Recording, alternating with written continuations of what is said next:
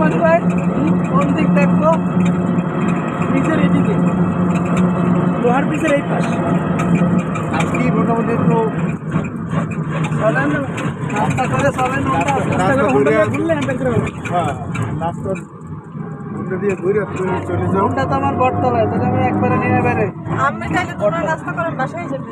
হ্যাঁ আমি বাসায় যাবে। একলা হ্যাঁ। হ্যাঁ